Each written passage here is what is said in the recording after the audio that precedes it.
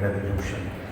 In the morning sessions, we have listened to the problems of agriculture, and we know that evergreen revolution is coming up in a big way.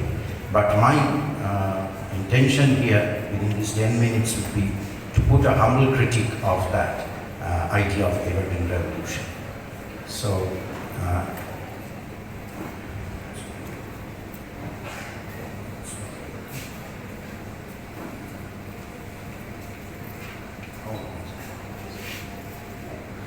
basically, it's a critique of inclusive growth. We know these days we are very much eager to have inclusive growth, but it's a critique of the idea of inclusive growth from a specific perspective of evergreen revolution.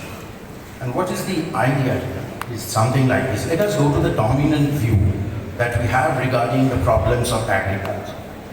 And the dominant view is that as industry, services, and manufacturing, services, financial sector, they are being globalized, and there is progress, there is growth, and so the key to, the clue for an inclusive growth, clue for a growth, to generate growth, we have to have globalization. So similarly, the idea is that as agriculture is not globalized,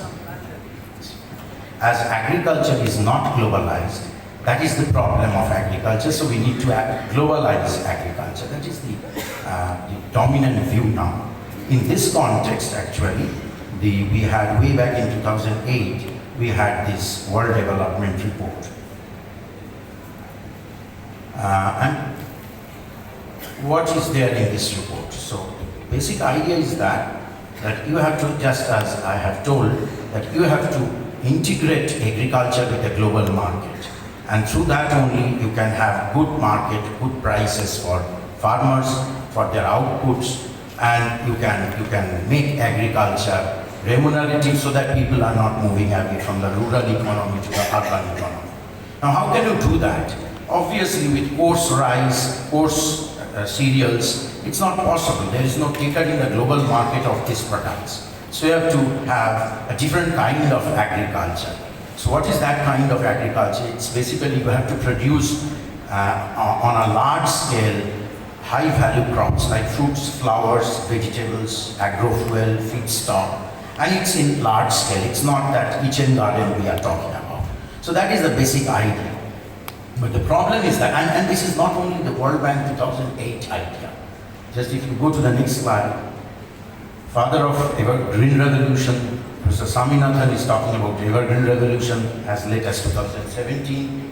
And then Barack Obama in Indian Parliament talked about Evergreen Revolution. And if you look at McKinsey report of West Bengal government, the left government, you have Evergreen Revolution. And then you have our Prime Minister, Honorable Prime Minister talking about Evergreen Revolution. And then you have international experiences as well, large-scale international experiences, large-scale land conversion, Africa, Latin America for Evergreen Revolution. So it's the order of the day for agriculture. Now, what would be the critique of this? What are the problems? We have to be aware of that. Sometimes we are carried over by the modern dominant discourses like inclusive growth, Evergreen Revolution, etc. As I told you at the beginning of this brief intervention, that it's just a note of caution that I would try to present here. And if you look at Indian data, what I'm showing here is that just around 2008, there has been a sudden jump of export of high-value crop, that is fruits, flowers, vegetables, especially vegetables. And there was export, there was FDI coming in India, in these areas. So something is happening around 2008. So 2008 World Development Report, and after that many people talking about Evergreen Revolution. If you look at Indian data and South Asian data, sudden spurt of activity, sudden increase in activity in terms of this high value crop production, etc., etc. So interesting is that sudden increase around 2008. What happened in 2008? So we'll come to that later. However, there are these problems. It's not a win-win scenario as projected by many scientists and economists and social scientists. What are the critiques? What could be the critiques of such models and methods of evergreen revolution? We know Amazon burning, we know Indonesian forests burning for palm oil production, Amazon burning for high value crops, soya production, we know these things. So what could be the critique? And we know these are, I'm quoting from actually World Development Report, they are also very much cautious about evergreen revolution. And that first of all, they are saying that there will be exclusion of asset poor farmers. Evergreen revolution demands a lot of capital, or at least you have to have access to assets. May not be you are having a large size land, but you have to have access to modern technology, because fruits, flowers and vegetables are highly perishable commodities, you know. So there would be a displacement of the small farmers, especially asset poor farmers, who are away from highways, away from the multi-tiered storehouses, storages, processing facilities, modern processing facilities. And then it's all World Bank critique. Basically, there is possibility of exclusion of the whole old supply chain that used to help agriculture. There is a problem of this, that is new supply chain, modern supply chain is replacing the old supply chain. We have to take care of those displaced people and millions. And finally,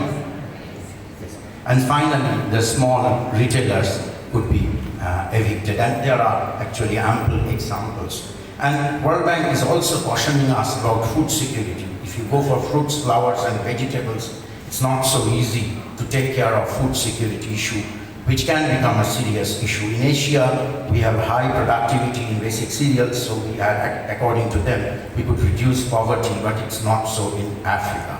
So to be very careful while taking up this dominant view of evergreen revolution. So what we have is basically pros and cons. The rich corporates may benefit out of this evergreen revolution, who are actually promoting this evergreen revolution with high value, that is genetically modified seeds and technology, etc. And some consumers will also benefit, the rich people who are very fond of art, or who are actually, there is consumption diversification taking place towards high value crop for the upper stratum of the society. And there will be rich farmers, asset-rich farmers will be benefited, but there are cons as well. As I have mentioned, millions of people will be actually replaced, small farmers, the whole of the old supply chain, and the kirana shop owners. And this has been the experience in Latin America especially, and in many parts of the globe. And it is not me who is talking about. Very interesting case studies are coming up in highly ranked international journals, and they are telling us that there has been large-scale land conversion across the globe, and this is creating havoc across the global south. And this land conversion is largely taking place for commercial agriculture. It's basically evergreen revolution, high-value crop cultivation on a large scale. So this is our humble intervention, that when there is a positive thing, always we move behind that. There is always a bandwagon, but it's a note of caution. Every policy we have to take care of the other side, and so there are problems as well. And this is just a query. I'm not very sure why it is 2008.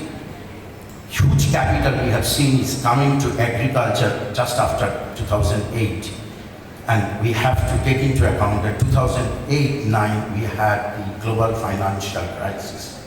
It may be the case that the financial capital, which could not make profit in the financial market, global market, is trying to find a new area of investment, and that is the modern agriculture. And we again think of the famous geographer's concept of accumulation by disposition. That is, we can think in terms of David Harvey's line. Thank you. Thank you.